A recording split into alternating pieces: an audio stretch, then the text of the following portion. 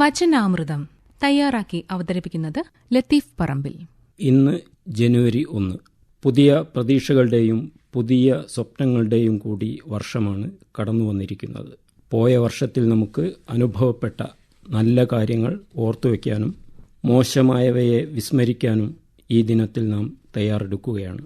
ഇന്നലെ വരെ നാം ജീവിച്ച ജീവിതത്തിൽ നിന്ന് ഒന്നു മാറി കുറച്ചുകൂടി അർത്ഥപൂർണമായ ജീവിതം കെട്ടിപ്പടുക്കാൻ ഓരോരുത്തരും പ്രതിജ്ഞയെടുക്കുന്ന ദിനം കൂടിയാണ് പുതുവർഷത്തിലെ ആദ്യ ദിനം. നമ്മുടെ ശീലങ്ങൾ മാറ്റാനും അങ്ങനെ നമ്മെ മാറ്റിപ്പണിയാനും ഈ ദിവസത്തെ നാം വരവേൽക്കുന്നു. രാത്രി 12 മണി കഴിയുവോളം ഉറക്കമൊഴിച്ച് വീടുകളിലും ബീച്ചിലും റിസോർട്ടുകളിലും ഹോട്ടലുകളിലും ആഘോഷത്തിമിർപ്പിൽ ആറാടുന്നതിൽ മാത്രം ഒതുങ്ങിപ്പോകുന്നുണ്ടോ പുതുവർഷപ്പിറവി എന്ന് സംശയിക്കേണ്ടിയിരിക്കുന്നു. ആഘോഷത്തിനപ്പുറമുള്ള ചില നൈതികവും മാനവികവുമായ വശങ്ങൾ കൂടി പുതുവർഷത്തെ വരവേൽക്കുമ്പോൾ നമുക്ക് ഉണ്ടാവേണ്ടതല്ലേ എന്ന ചോദ്യം പ്രസക്തമാണ്. പുതുവർഷം മുതൽ ഞാൻ എൻ്റെ ചീത്തശീലങ്ങൾ ഒഴിവാക്കുമെന്ന് ചിലരെങ്കിലും പറഞ്ഞു കേൾക്കാറുണ്ട്.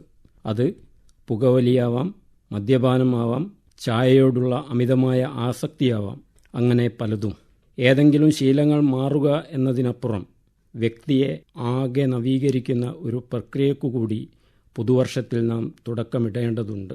അത് സഹജീവികളോടുള്ള കരുതലിൻ്റെയും കാരുണ്യത്തിൻ്റെയും കാര്യത്തിലായാലും മനഃപരിവർത്തനത്തിൻ്റെ കാര്യത്തിലായാലും നിസ്സാര കാര്യങ്ങളിൽ പിണങ്ങി നിൽക്കുന്ന കുടുംബാംഗങ്ങളുടെയും സുഹൃത്തുക്കളുടെയും പിണക്കം മാറ്റി അവരെ ചേർത്ത് പിടിക്കാൻ എന്തുകൊണ്ട് പുതുവർഷത്തിൽ നമുക്ക് പ്രതിജ്ഞയെടുത്തുകൂടാ? പല കാരണങ്ങളാൽ മാറ്റിവെക്കപ്പെട്ട പല കാര്യങ്ങളും നമ്മുടെ ജീവിതത്തിലുണ്ടാവില്ലേ? എന്തുകൊണ്ട് അത്തരം കാര്യങ്ങളെക്കുറിച്ച് ആലോചിക്കാൻ വേണ്ടി ഈയൊരു ദിവസം മാറ്റിവെച്ചുകൂടാ? മുമ്പൊക്കെ പലർക്കും ഡയറി എഴുത്ത് ശീലമുണ്ടായിരുന്നു.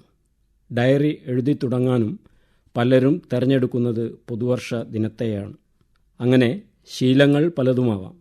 പഴയ ശീലങ്ങൾ മാറ്റി പുതിയൊരു മനുഷ്യനായി മാറാനുള്ള നമ്മുടെ ആഗ്രഹ പൂർത്തീകരണത്തിൻ്റെ ദിനം കൂടിയാണ് പുതുവർഷപ്പിറവി.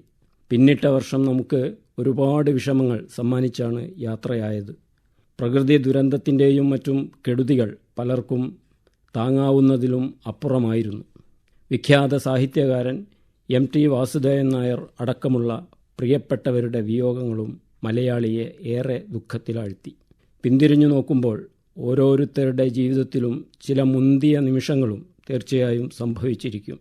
സുഖദുഃഖ സമ്മിശ്രമാണ് ജീവിതം.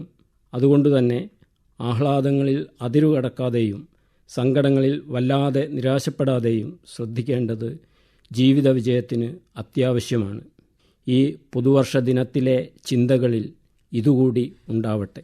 മുമ്പൊക്കെ പുതുവർഷമെത്തുമ്പോൾ ആശംസാ കാർഡുകൾ അയക്കുന്ന പതിവുണ്ടായിരുന്നു. സാമൂഹ്യ മാധ്യമങ്ങളുടെ കടന്നുവരവോടെ അതെല്ലാം ഓർമ്മ മാത്രമായി. പഴയ സൗഹൃദങ്ങൾ പുതുക്കുന്നതിലും സൗഹൃദങ്ങളെ ഊട്ടി വളർത്തുന്നതിലും ഈ ആശംസാ കാർഡുകൾ ചെറുതല്ലാത്ത പങ്ക് നിർവഹിച്ചിരുന്നു.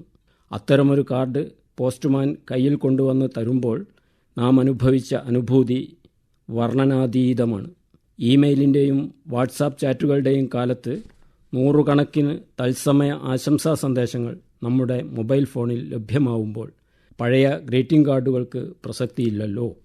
പുതുവർഷത്തിൽ എല്ലാ നന്മകളും ഉണ്ടാവണമെന്ന പ്രാർത്ഥനയോടെയാണ് ഇന്നത്തെ പുലരിയെ നാം വരവേൽക്കുന്നത്. ഈയൊരു വർഷം ഐശ്വര്യപൂർണ്ണമാവണമെന്ന് എല്ലാവരും ആഗ്രഹിക്കുന്നു. എല്ലാ മലയാളികൾക്കും സമ്പദ് സമൃദ്ധിയുടെയും ഐശ്വര്യത്തിൻ്റെയും ആയുരാരോഗ്യ സൗഖ്യത്തിൻ്റെയും നാളുകൾ നേർന്നുകൊണ്ട് എല്ലാവർക്കും പുതുവർഷാശംസകൾ. വചനാമൃതമാണ് നിങ്ങൾ ഇതുവരെ കേട്ടത്. തയ്യാറാക്കി അവതരിപ്പിച്ചത് ലത്തീഫ് പറമ്പിൽ.